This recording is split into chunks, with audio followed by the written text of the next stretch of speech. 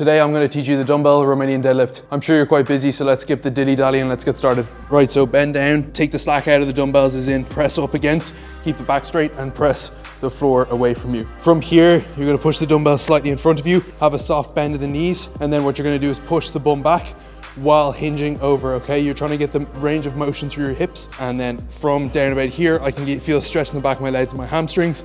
At that stretch, I'm gonna pop back up. If you don't train that much, then your stretch might hit here.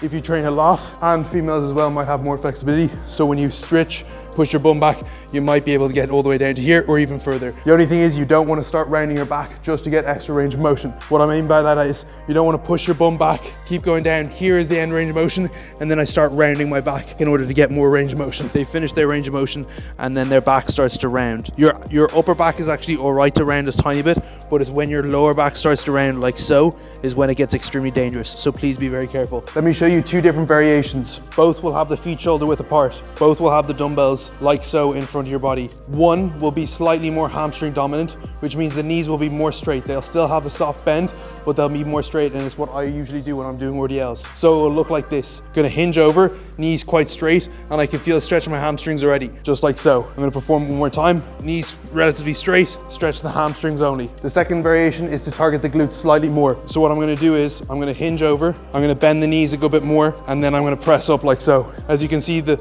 bum comes back, but the knees bend a good bit more. They'll finish the movement like this instead of like this. Now for me personally, this feels a little bit uncomfortable on the lower back, so I usually prefer to do full complete hinge and no pushing of the bum back and bending the knees. It feels more like a regular deadlift, just like so. Again, I don't usually do this one because I can feel more of the weight in my lower back, which is not where I want to feel the weight. I want to feel the weight in my hamstrings. When you are moving the weight, make sure your lats are engaged like so, which is basically pushing the dumbbells back behind your body. So in order to get my lats engaged, I'm pushing the dumbbells back behind my body, almost so they track down along my shins. You can retract your scapula earlier. That is bringing your shoulder blades back and down, which means you'll get a stretch in your hamstrings earlier in the movement. So make sure your lats are fully engaged when you're performing the movement. With the dumbbell RDL, your grip will give out first, so either use chalk or grip straps. The two most dangerous parts of the movement is picking up the dumbbells and then also the chance of you rounding your back, trying to get extra range of motion,